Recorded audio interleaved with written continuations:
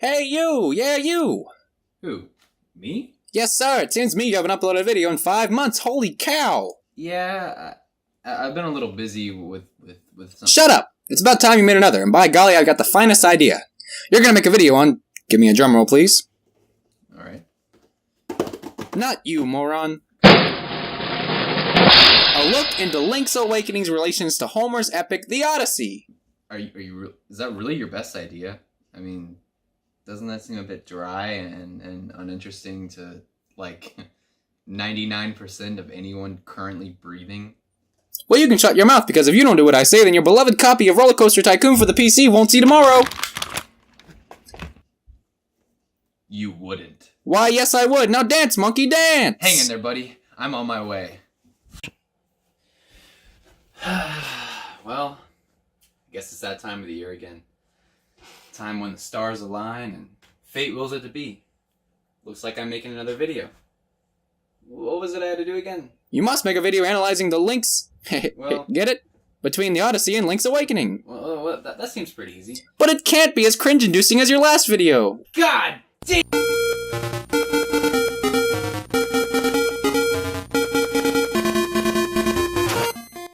Link's Awakening for the original Game Boy. This game is great. In fact, I'd argue that it's one of my favorites in the whole series. The tight controls that fix what was way more clunky from the original Legend of Zelda, the head bop of a soundtrack, the chain chomps, the bosses, and the... Wait a second, the chain chomps? Yeah, the chain chomps, along with Yoshi, Goomba, Fauna Plant, Princess Peach, Kirby enemies, more Mario enemies that I'm not even naming here, even what I believe to be a Pidgey resides all in this game. Well, I think that satisfies my Pokemon requirement for this video. Now, a lot can be said about this game, but since I'm in this kind of unconventional hostage scenario, I can't really talk about it today, but rather, I think I'm going to talk about something else that I put copious hours of stress, time, blood, sweat, and effort into. The undeniable inspiration that the story of Link's Awakening has from Homer's The Odyssey. Alright, everyone ready? Here we go! The Odyssey follows our not-so-hero Odysseus on his journey back home after the events of the Trojan War. Do you guys remember the Trojan horse? Yeah, this guy made that little scheme, so he was kind of a big deal. Yeah.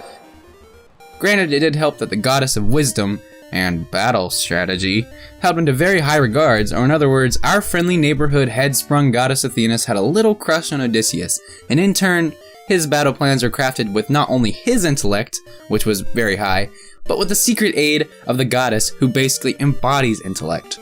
But unfortunately, compared to our not-named Zelda hero Link, Link kinda crushes Odysseus in any category available, and he doesn't even need an Olympian on his side. Link is just as crafty, if not more than Odysseus is. He's infinitely more courageous. I mean, he does wield the Triforce of Courage, so it's kind of a no-brainer here. He's way more proactive than Odysseus. More on that later. He's a way better warrior, a better swordsman. Basically, anything Odysseus does, Link can do way better. Did I mention how humble the guy is? He'll take any monotonous, mind-numbing, soul-draining task and do it without question every single time. Was your pet just robbed by a gang of pig goblin people? Link's on his way.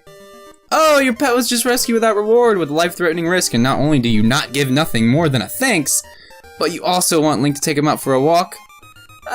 Link will do it for you without even a grunt of disapproval. He is the embodiment of everything one needs to be a hero. Humble, brave, determined, and more. Odysseus, our hero king from Ithaca? Yeah, he's nothing more than a politician. I get that since Link doesn't really speak, he lacks the opportunities to talk his way out of sticky situations like Odysseus can. But I mean, come on. This guy exists solely as a reason to teach the word hubris in a high school English class. Odysseus had everything sorted out. He crafted the scheme to win the Trojan War and was on his way back to his loving wife and child and kingdom. And he screws it up big time by verbally abusing Poseidon, the god of the sea.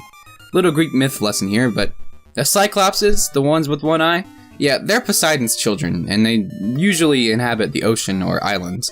And, well, awkward situation here, but Odysseus and his gang of hoodlums roll up to one of these islands and start to pilfer a cave full of food when one of these one-eyed villains strolls in and starts murking them left and right.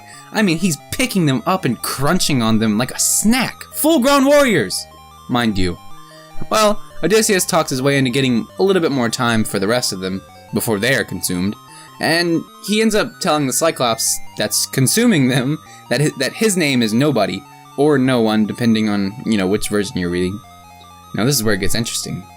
When the men manage to trick the Cyclops and impale his eye with a giant stake, the Cyclops starts freaking out, and guess what he yells? "Help! Help! Nobody is killing me!" And all the rest of the Cyclopses that, aren't there, they're kind of in the area, they're like, "Man, this Joker." And they blow it off as a really cool prank or something, Well, that's fine and all, but as they're on the boat about to leave, our oh so amazing man Odysseus has the gall, the audacity, the nuts to yell, Tell them that Odysseus the Marauder did it, son of Laertes, whose home is on Ithaca. He should have just thrown in his social security card and bank statements while he was at it. I mean, it wouldn't have made much of a difference at that point. Well, after boasting that he just severely injured a god's child and must use the ocean as a way to get back home, when that god, he's pissed off, yeah, he's the god of the ocean. It doesn't really end well for Odysseus, at all. Had he taken a lesson out of Link's book, and he might have just made it home in time for a lovely family dinner, or something, I don't really know. I could be enjoying a nice dinner with my copy of Roller Coaster Tycoon, but I also probably pissed off some Greek god at some point in my lifetime. That, or it could just be the crippling debt to the man behind the camera with the gun. I guess it's time to look at the plots for both mediums, and well, the Zelda plot's about as in-depth as most of the other Zelda games. Link, after a Link to the Past, is sailing off to train elsewhere when his cardboard box of a sailboat gets sapped during a violent storm. He winds up on the island of Koholint. Is that how you pronounce it? Koholint? Koholint? I don't know. Which later turns out to be a dream island, existing solely in the mind of the windfish, which can only be awakened with the 8 instruments of the sirens, and hold on a second, what? I mean, there's confusing, and then there's a giant fish. Imagine this island and all of its inhabitants are a dream and don't actually exist in reality, yet have vibrant personalities and have coexisted on somewhat civilized but also very dangerous island. Confusing. Run.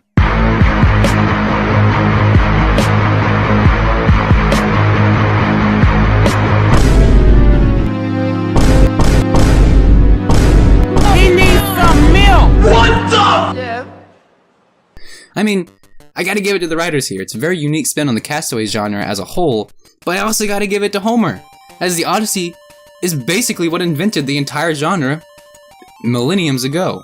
The Odyssey follows Odysseus and his men after the Trojan War as he attempts to sail back home to Ithaca. Odysseus also winds up on many different islands, but a few share similar events and elements with Link's awakening. When both men wake up, Link and Odysseus, they are discovered by a young maiden and nursed back to health by them. Link is trapped on Koholint, while some islands from the Odyssey, like Calypso's Island, trap Odysseus as well. But, as I mentioned before, Odysseus is not proactive in the slightest. In fact, he's pretty much useless. I mean, he claims he wants to go back home with his family, but at the same time, when Calypso, a smaller and more feeble woman whom he could easily overpower, because mind you, Odysseus is not a small guy, well, she traps him on her island with absolutely no constraints, and merely forces him, I put asterisk on the forces, him to stay as a sex slave. Odysseus doesn't budge for 7 years. 7 whole years. Come on, man. Do you really think we believe you when you say you want your wife back? I mean, she's waiting back home for you to return despite the overwhelming belief you're dead. And you have 10 new children with the woman you met whilst returning home? My boy Link doesn't even try to hold hands of the young lady who finds him on the beach, let alone have constant sexual affairs with her, and he isn't even married to Zelda. Marriage affairs aside, the last easily identifiable story similarity is the protagonist's guardian angels, gods, owls. Well, for Odysseus, without Athena, he could never even fathom returning home because of an angry ocean god, but with Link the owl, which is also one of Athena's symbols and a symbol of wisdom, the owl merely guides him to his next objective through riddle or naming, but does almost nothing physically to help him. He does it all alone, baby, just like me and my quest to get my beloved back. Both stories employ elements of a Greek term known as nostos, which roughly means the journey home. It's also where our word nostalgia comes from, and I'm sure many of you can relate to this feeling. I guess the Greeks invented the feeling or something, man. This point's pretty basic, but I had to include it either way. Odysseus' nostos was his attempt to return to Ithaca, while Link's nostos was his journey to escape Koholint and get back to Hyrule, where he belongs.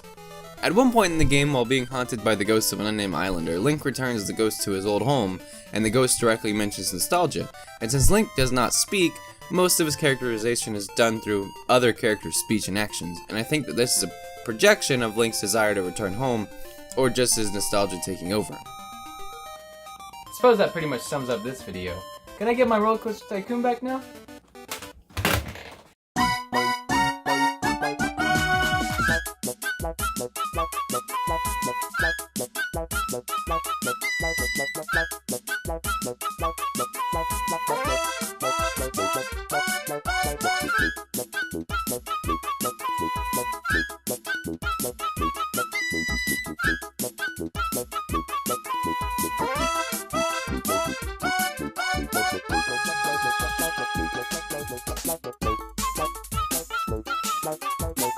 Thank you all for watching. Subscribe, comment down below. Let me know what I did wrong. Let me know what I did right. Really appreciate it. I love you all. Peace.